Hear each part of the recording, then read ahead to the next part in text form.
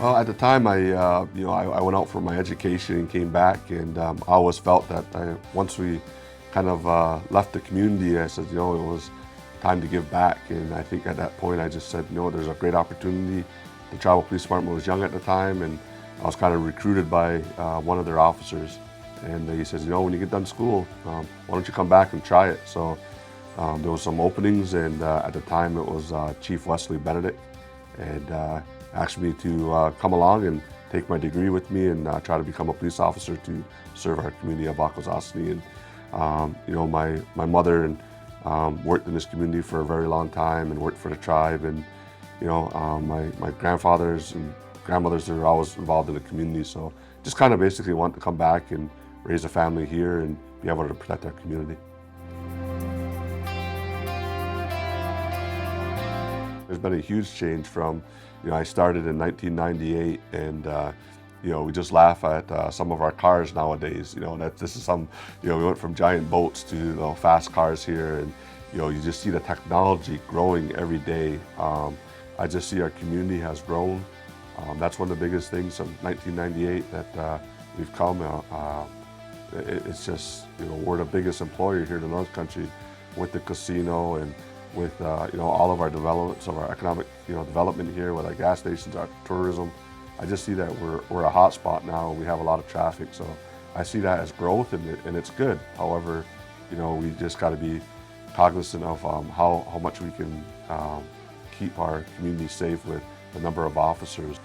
Whether it was a great event of working with the kids or an elders event, but it's being involved, and I think that's what our biggest thing is, like the Every Child Matters walk, and being a participant in that and taking the lead, marching in front with them to show our support of our community and law enforcement and those who were missing at that time. I think that's one of the biggest things. Just prior to this, I know it's a little later, but from our last date, but being named the 2023 Chief of Police of the Year from the National Native American Law Enforcement Association. That's big for me, but it was a team effort, and because we do a lot of joint work here, and I believe it's a representation of the whole department and the community.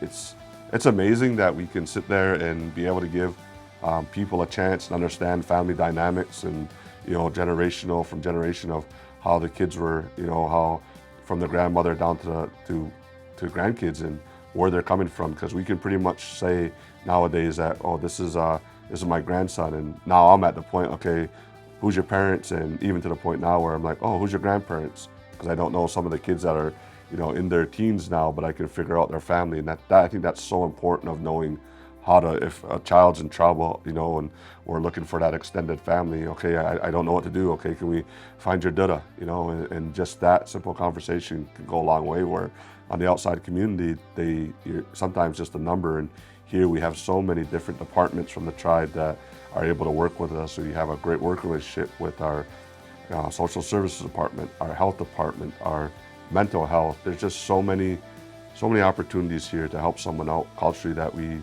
don't like to leave no one behind. It says it takes a village to raise a person, and I think that's one of our biggest things, our community we have. I just like to thank my community for allowing me to be in this position until it's time to say, to pass the torch along. But I think Akwesasne is a good community to live in and to work for, no matter what side of the border you're on. And hopefully, we're always looking out for the next 7 generations.